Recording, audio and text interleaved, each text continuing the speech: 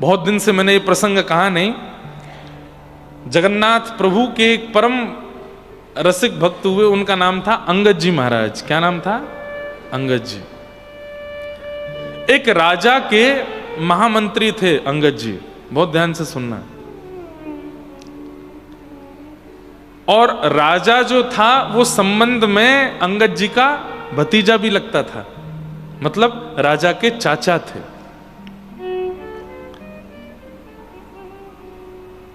वैसे बड़े अच्छे थे, नियम से रहना, महामंत्री के, राजा के जो जो कर्म होते हैं उन सब का बड़ा ध्यान रखते थे, लेकिन धार्मिक नहीं थे, कथा आदि नहीं सुनते थे। लेकिन भगवत कृपा से इनका जिनसे विवाह हुआ, अंगद जी की जो पत्नी थी वो बड़ी धार्मिक थी, नित्य कथा सुनती थी। कथा सुनने में इतनी रुचि थी कि बस पता चल जाए कि पास के गांव में भी कथा हो रही है तो दौड़ करके जाती थी। और उसने इसी शर्त पर ब्याह किया था अंगद जी से कि आप मुझे कथा सुनने से, भगवत सेवा करने से, नाम जप करने से, अनुष्ठान करने से, ठाकुर जी की घर में सेवा करने से रोकोगे नहीं। तो अंगद जी ने भी ये उसको वचन दिया और उससे भी वचन लिया कि तुम चाहे कथा सुनो, सेवा करो, सत्संग करो, अनुष्ठान करो, मुझसे कभी कहना नहीं कि तुम भी कथा में चलो, तुम भी सेवा करो, तुम भी नाम जप करो, मुझसे होगा नहीं।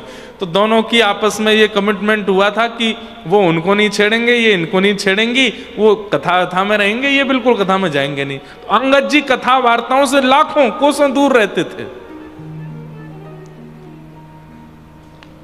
लेकिन एक दिन, लेकिन प्रेम बहुत करते थे अपनी पत्नी से, बहुत प्रेम करते थे। पत्नी ने दीक्षा ले ली थी एक महाराज जी से, एकादशी का दिन था, तो महाराज जी का नियम था कि सब शिष्यों के यहां एकादशी के दिन सत्संग करने जाते थे। इस बार नंबर आया अंगद जी की पत्नी का। वो घबरा तो गई कि कहीं मेरे पति नाराज ना हो, लेकिन उसने सोचा कि इतने साल हो गए विवाह को, अब तो मान ही जाएंगे, और वैसे भी वो पूरे दिन राजभवन में रहते हैं, कोई दिक्कत नहीं, और थोड़े बहुत नाराज हुए भी तो मुझसे प्रेम इतना करते हैं, मना लूंगी मैं। महाराज जी अपने गुरुदेव को पूरी संगति के साथ में बुला लिया। गुरुदेव कथा करने लगे, सत्संग कीर्तन चल रहा था, उन्माद नृत्य कर रहे थे सब रसिक जन, और अंगद जी के घर में कथा चल रही थी। अंगद जी शाम को अपने राजभवन से लौट के आए, और जैसे ही देखा ताल बज रहे हैं, कांसे बज रहे हैं, कूद कूद करके रसिक जन नाच रहे हैं, बीच में पत्नी भी नृत्य कर रही है, कई सारे श्रोता भी, अड़ोसी पड़ोसी भी आए हैं। आग करके आग बबूला हो गया, बंद करो ये सब, क्या कर रहे हो? ये कोई आश्रम है क्या? ये कोई आश्रम है? ये मेरा घर है, निकलो यहां से। वैसे तो संत जनों को अपमान का बोध होता नहीं, लेकिन इतने सारे वैष्णवों को एक साथ कोई आकर के डांट फटकारने लगे और कथा कीर्तन करने से रोके, तो फिर सब सोचेंगे कि यहां से निकल के कहीं और करने में ही भलाई है। धीरे धीरे सब निकलने लगे। पत्नी रोकने लगी, मेरी बात तो सुनिए, आप ऐसे कैसे कह सकते हैं? बोले मेरा हाथ छोड़ो, ये घर है, क्या बना रखा है यहाँ पर? सब्जी मंडी की तरह सब लोग आ गए हैं, उछल उछल करके नाच रहे हैं, गा रहे हैं। ये मेरा घर है, मेरी अनुमति के बिना कोई कैसे आ जाएगा यहाँ पर? निकलो सब बाहर। सब संत महात्मा साधु जितने भी थे सब चले गए। पत्नी बहुत रोई। थोड़ी देर बाद अंगद जी का क्रोध शांत हो गया तो पत्नी के पास गए, देवी तुम मेरी बात सुनो। पत्नी बोली, बात नहीं, दूर रहिए मुझसे। और पत्नी ने कहा, आपको आज तक कभी रोका नहीं, टोका नहीं, ये भी नहीं बोल रही थी कि आज कथा है तो आप बैठो, आप जाके अपने कक्ष में बैठते। अरे अकेले आपका घर है, मेरा भी तो घर है, मैं भी तो गृह लक्ष्मी बनकर के आई हूं। मेरा अधिकार नहीं कि अपने घर में अपने गुरु को बुला के मैं सत्संग करा सकूं? अच्छा देवी अब तुम नाराज मत हो, मैंने तुमसे पहले ही कहा था तुम कुछ भी करना मुझको उसमें मत लेना, और घर में करोगी तो मुझे आना पड़ेगा। पत्नी ने कहा, आप भजन नहीं करते, साधन नहीं करते, नाम जप नहीं करते, सेवा नहीं करते, फिर भी मैं आपके साथ रहती हूं, लेकिन आज आपने जो किया है इसके बाद मैं संग नहीं रह सकती।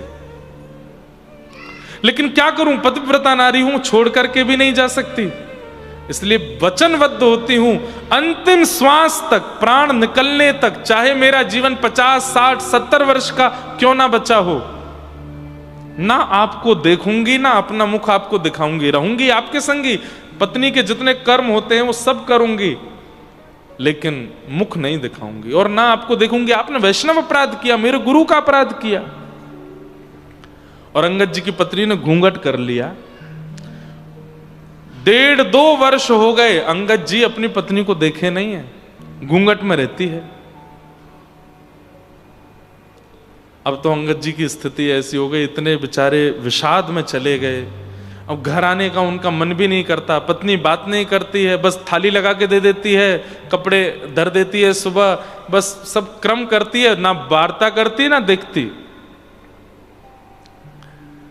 अंगद जी दुखी हारे बेचारे एक दिन अपने राजभवन से आ रहे थे, उन्हीं महाराज जी की कथा चल रही थी बीच रास्ते में। तो अंगद जी ने मन में सोचा, इस कथा ने मेरा पूरा घर उजाड़ दिया, लेकिन मेरी पत्नी मुझे त्यागने पर आतुर हो गई, कथा नहीं त्यागी उसने। ऐसा क्या है इस कथा में जो इतनी प्रिय लगती है? अपने घोड़े को कहीं बाहर बांध करके और अंगद जी भीतर जाकर के कथा में पीछे बैठे,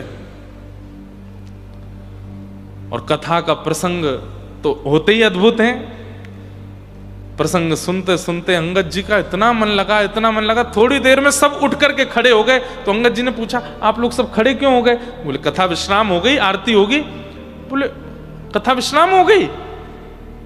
बोले हाँ, इतनी जल्दी क्यों? बोले अरे भैया तुम आके बैठे तब से अब तक 4.5 घंटे हो गए। अंगद जी बोले मुझे तो पता ही नहीं चला, 4.5 घंटे, कितना अच्छा लग रहा था, कितने बढ़िया प्रसंग, अब कब होगी ये कथा?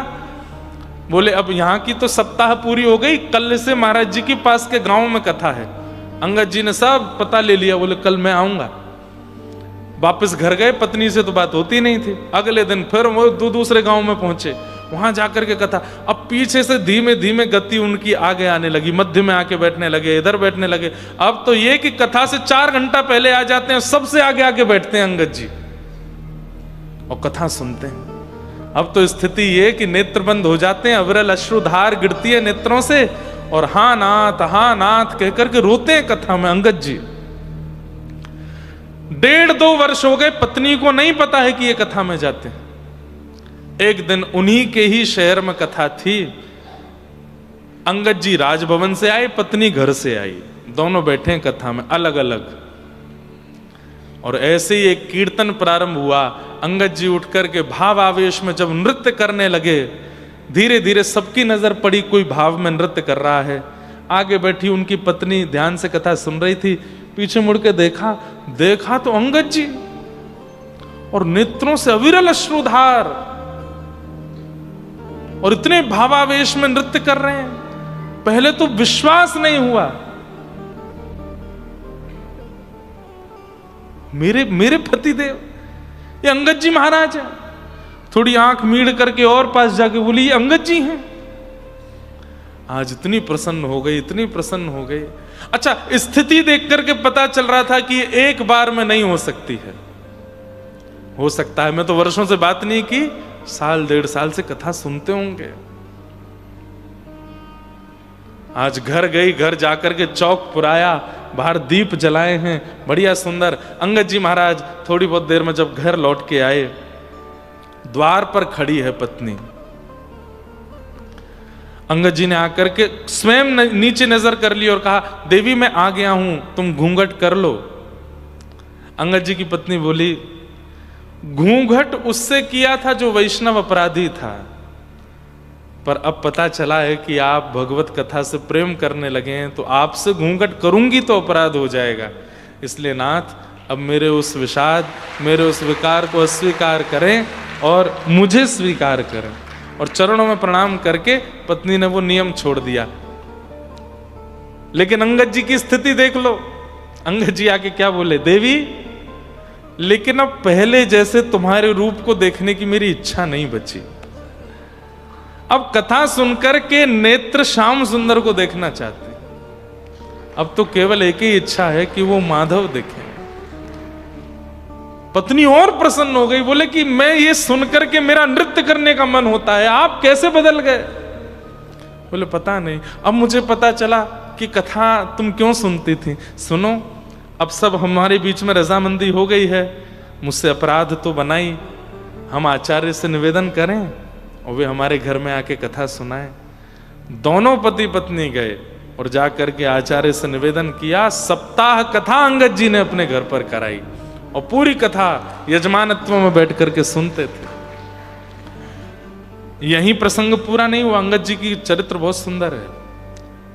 फिर अंगद जी मंत्री थे, अपने राजा के बिहाफ पे युद्ध करने जाते थे। कई बार राजा नहीं जाता थे, मंत्री ही मुखिया बनकर के युद्ध में जाते। तो एक पास के किसी शहर में युद्ध हुआ, वहां युद्ध में वहां के राजा को परास्त करके, और युद्ध में ऐसा होता था कि राजा को परास्त करके उसका सारा धन साम्राज्य लेकर के अपने यहां आते हैं। तो अंगद जी महाराज जब उसका सारा धन लेकर के आने लगे तो उसी धन में एक बहुत सुंदर मणि थी। उस मणि को देखकर के पता नहीं क्यों अंगद जी के मन में आया कि मैंने आज तक किसी मंदिर में जाके दर्शन नहीं किए, और मेरा और पत्नी का आपस में भाव हुआ है कि हम कुछ दिन बाद पहली बार जगन्नाथ जी का दर्शन करने जाएंगे, तो ये मणि मैं रख लेता हूं। वैसे भी राजा कुछ ना कुछ उपहार देंगे मुझे, तो मैं ये मणि रख लेता हूं, ये मणि मैं जगन्नाथ जी को अर्पित करूंगा। उस मणि को उन्होंने अपने पाग में रखा। राजा को पता चला, राजा को किसी ने जाकर के खबर दी कि अंगद जी ने एक मणि को अपनी पाग में रख लिया। यहां अंगद जी की स्थिति बनी जगन्नाथपुरी जाने की, तो राजा ने बीच रास्ते में सैनिकों को भेज करके उनको बंदी बनवाया। बोले आपकी पाग खोल के दिखाइए। अंगद जी पत्नी की ओर देखे, बोले मैंने चोरी नहीं की है, मैं आकर के राजा को सब बताने वाला था। वो जीती हुई सामग्री में से सब सेना को उपहार देते हैं, तो मैं उपहार में ये मणि मांगने ही वाला था, लेकिन मुझे था कि मुझे जगन्नाथपुरी जाना है, पहले मैं मणि ले जाता हूं, सब क्रिया करके आके राजा को बता देंगे। बोले ये सब तुम्हारी बनावटी बातें हैं, हमें पता है तुमने मणि की चोरी की है, मणि दिखाओ। अंगद जी ने मणि निकाली। बोले मणि हमें दे दो। बोले अब इस मणि पर जगन्नाथ जी का नाम अंकित हो गया है, ये उन्हीं के लिए है, मैं आपको नहीं दे सकता। सैनिकों ने कहा तुम्हारा सर धड़ से अलग कर देंगे, मणि दो। बोले सर धड़ से अलग कर देना, एक बार जगन्नाथ जी को देखाऊं, उसके बाद जो चाहे करना, पर ये मणि तो जगन्नाथ जी के पास ही जाएगी। सैनिकों ने जब बहुत हट किया तो पास में एक सरोवर था, उस सरोवर में मणि को फेंक दिया। और अंगद जी महाराज भुजा उठा के बोले मैंने कथा में सुना है नाथ कि आपकी भुजाएं बहुत आवान उलंबित हैं, आप लंबी भुजाओं वाले हैं। मेरी वस्तु आप तक पहुंचाने में मुझे चल के आना पड़ेगा, पर मेरी वस्तु को स्वीकार करने के लिए आप तो कहीं भी आ सकते हैं। कर्मा की खिचड़ी खाने आप राजस्थान पहुंच जाते थे, तो मेरी मणि लेने के लिए इस जलाशय में आ जाइए नाथ, ये मणि मैं यहीं से अंकित करता हूं, क्योंकि मैं शरीर से आपके पास नहीं पहुंच पाऊंगा। मणि को खोजने के लिए सब लोग कुंड में कूद गए, पूरा जल सुखवा दिया कुंड का, लेकिन मणि नहीं मिली। राजा ने पूछा अंगद जी मणि कहां है? बोले कि जिनकी थी उनके पास चली गई। बोले इनकी हथकड़ी लगाओ, बेड़ियां लगाओ, इनको लेके चलो जगन्नाथपुरी, और महाप्रभु जी के पास यदि वो मणि नहीं मिली तो इनका सर धड़ से अलग करेंगे। पहली बार जगन्नाथ दर्शन करने के लिए अंगद जी गए, हाथों में हथकड़ियां, पैरों में बेड़ियां, और सैनिक नंगी तलवार लेकर के चल रहे हैं। और अंगद जी महाराज जैसे जगन्नाथपुरी पहुंचे, जगन्नाथ महाप्रभु के जैसे ही दर्शन खुले हैं, सबने देखा उस मणि को जगन्नाथ जी ने अपने कंठ में धारण करके रखा। अंगद जी के नेत्र सजल हो गए। आज भी वो मणि जगन्नाथ जी कंठ में या शीश पर कहीं धारण करते हैं, आज भी। कथा सोचिए, और कोई अनुष्ठान नहीं किया अंगद जी ने, केवल कथा सुनने में रति लगा दी, सुनने में रुचि लगा दी, उससे इतना बल प्राप्त हो गया कि कहां मणि पधराई और कहां पहुंची। और जगन्नाथ महाप्रभु ने कैसी कृपा करके अंगद जी को दर्शन दिया। वही बात यहां पर आचार्य चरण कह रहे हैं, विश्वक्सेन कथा सुयः, सत्संग के प्रति, कथा के प्रति यदि आपकी रति है, आपकी रुचि है, तो आपके नाथ आपसे प्रसन्न हैं, इस बात का प्रमाण है।